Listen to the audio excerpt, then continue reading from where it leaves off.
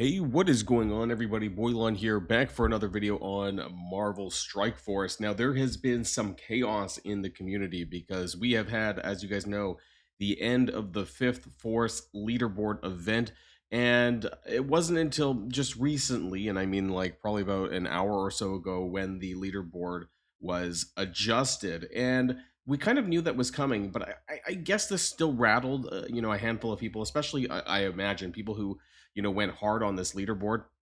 And we need to talk about some of these things as to why maybe Scopely should have done something a little bit differently in terms of the way they went about doing this, because I think that it made it difficult for people to make an informed decision about what they wanted to do with the leaderboard, whether or not they wanted to spend more to make up for other people getting points and so on and so forth.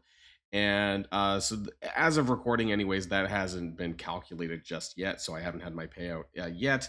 Also, we have some news about Blastaar teaser coming tomorrow at 11 a.m. Pacific time. So set your schedule for that, because there's going to be a strike spot talking about him and what his kit is going to be revealed and what game mode he's going to be good for. We're going to be talking about that and more, and doing some speculation. So let's boil this down.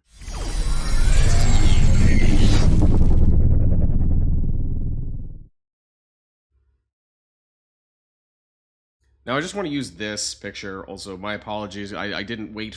Sorry, Croesus, if you didn't actually want this to be on the video. But anyways, so he shared to me this kind of before and after of the leaderboard, right? So after the milestone. And then the reason why I wanted to use his is because he was really close to that top 4K cutoff. So this was before, and this was after. So he got moved about, what was that? Just under 200 spots, right?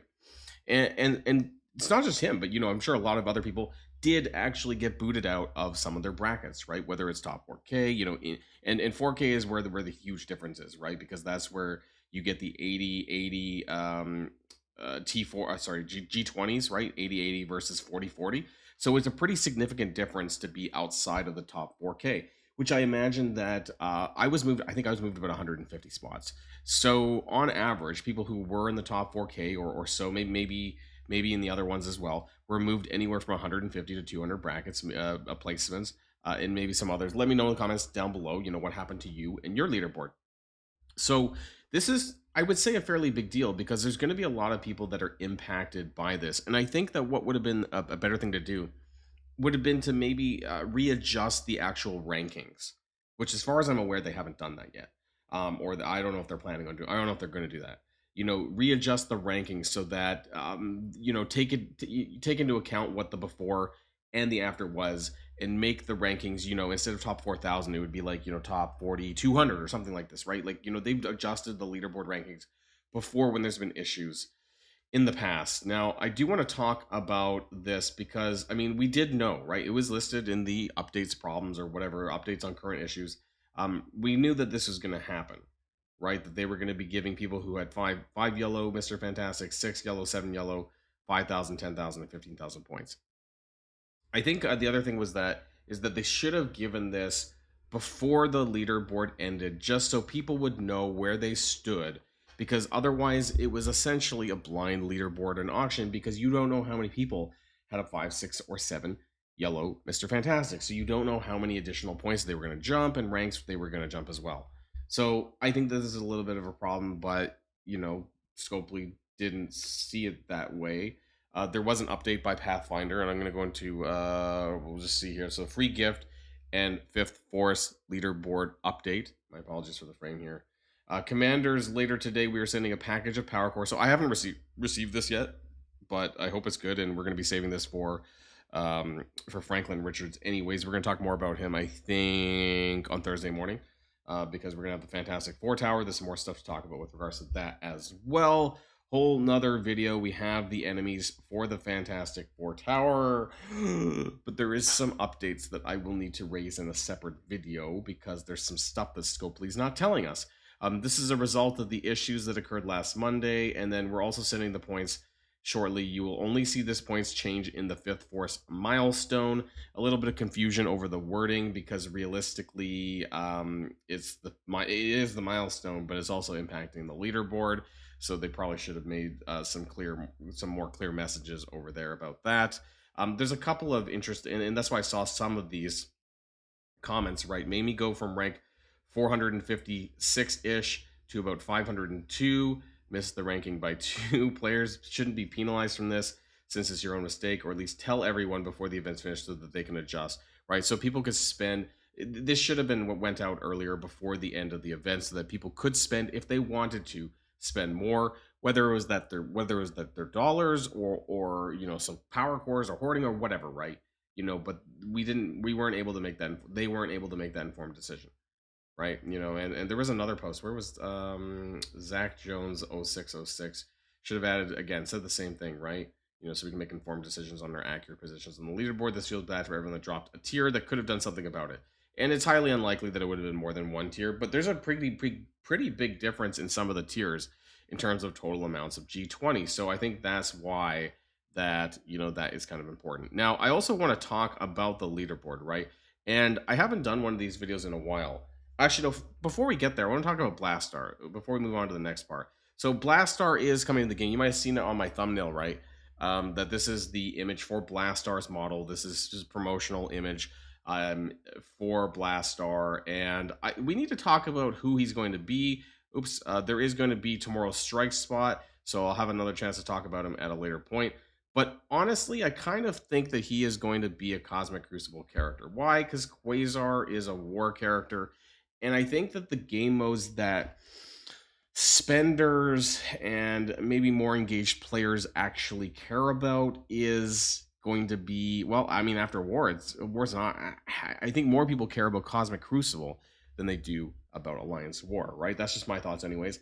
And it's not, I don't know if they're going to make a character for raids, and that'll be interesting to see if they do this, because they could, but they're plug and play, right? So if they're going to do a plug-in, we looked at some of the silhouettes for the characters for Chapter 3.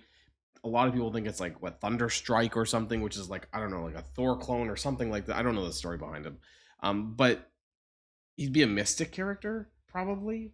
And so what does that really mean, right? Is he going to be like a Mystic raid plug-and-play? Because we know that all of these characters do not have a team until Annihilus comes out, and they're going to be on some team with Annihilus. But until then, they're just going to be plug-and-play characters. And so I think Blastaar is going to be a Cosmic Crucible plug-and-play. But that does beg the question what the Chapter 3 character is going to be, because, like, is he going to be raids? Is he going to be Battle World? Right? There's not a whole lot of things left over, is there? Really? And they have to be plug-and-play, so this makes it a little bit weird for raids, right? For Origin raids, unless it's going to be some sort of crazy where just buffs everyone from, say, Mystic, right? And like all Mystic allies just get like supercharged. That's the only thing that I can think of that they would be, and they would have to make a team that's like a 4-man or that doesn't get screwed over by removing a character, that kind of thing. I mean, I guess you could do it with Mystic with like Night Stalkers and like remove Moon Knight, right? And but we already have Mephisto and Odin and on the scrap, so I don't know. I digress. We can talk about that another time. So my speculation for Blastaar is going to be Cosmic Crucible. We'll see if that ends up being right. I mean, I would be surprised if it's something else. I guess they could do Battle World, because Battle World 2 is supposed to be coming back allegedly in September. So we'll see what happens there.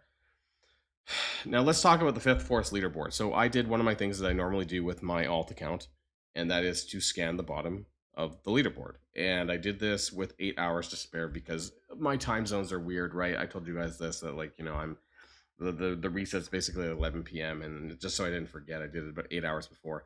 And I got a scan of about 245,000, I guess 246,000 if you want to round up. So this was a 1-week leaderboard, and that's important to keep in mind because I have a couple of other props that I want to share with you guys as well. This seems to be like a pretty static position of where the player base is. Now, I do want to keep in mind that this is not active players. There's probably a good 50 to 100,000 players that are what I call fluff accounts. These are like hyper casual players, the people who maybe even download and just play for 1 day or less, these kinds of things. And why I like the 5th Force leaderboard for this is because the input was campaign energy. And that's something basically anybody can do. And so this kind of does give us a broader picture of, like a proper, this is probably better than some of the other leaderboards that had different inputs. And so I think this is important to know. Now, this is in contrast to the Ride of the Allfather. So this was the Odin leaderboard, as you guys might know. And this was about 288,000 points at the bottom before payout. now or before the end of the event.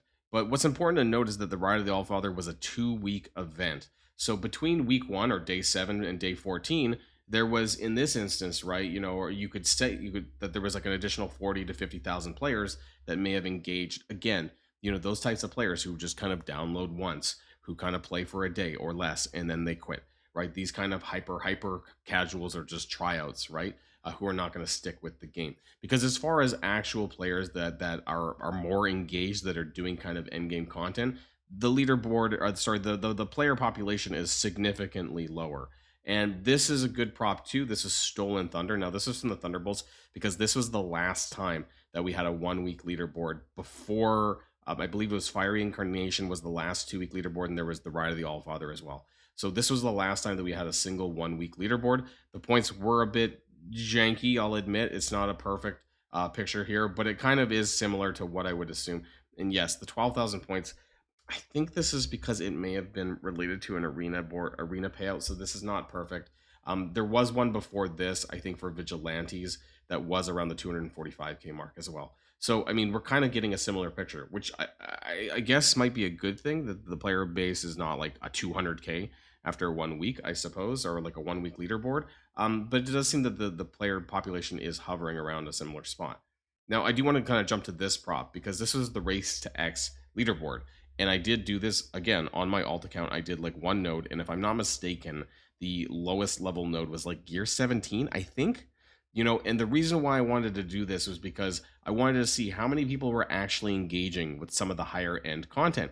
And I was maybe a little bit surprised that there was 154,000 people that even did the first node, right? So if that's in contrast, of course, with Fifth Force, that we could say that there's at least, you know, this many players that are actually engaging with the regular content. But it also means that there's any, you know, like a possibility of like 100,000 accounts that actually don't really do much or are not high enough level to bother, like the hyper casual types of players. So this is just the kind of stuff that I like to keep track of, this kind of leaderboard stuff, because while it might not be perfect, it does give us a little bit of a snapshot of what's going on in Marvel Strike Force. And there's been a lot of concern in the game lately. There's been a lot of talk by other content creators who are a little bit upset with the direction of the game, where things have been with a variety of different things. I'm not going to go over all of that in detail, but I'm sure if you watch anyone else, that you might have seen some of these videos from others as well. And I just kind of wanted to talk about some of that too. There's going to be more stuff to talk about, of course, in the days ahead. We have that Blastaar preview that's going to be happening tomorrow morning. And I have some more data mines that I want to share with you guys all, but in a separate video. So that's going to be it for now, everyone. Let me know what your thoughts are in the comments down below about this Fifth Force kind of debacle and whether or not that's impacted you. I would like to know about that. So I'll see you guys all on the next video. And if you like this video, make sure you hit that subscribe button if you haven't already, and you'll be greatly helping out the channel. Have a great day, and I'll see you guys on the next one.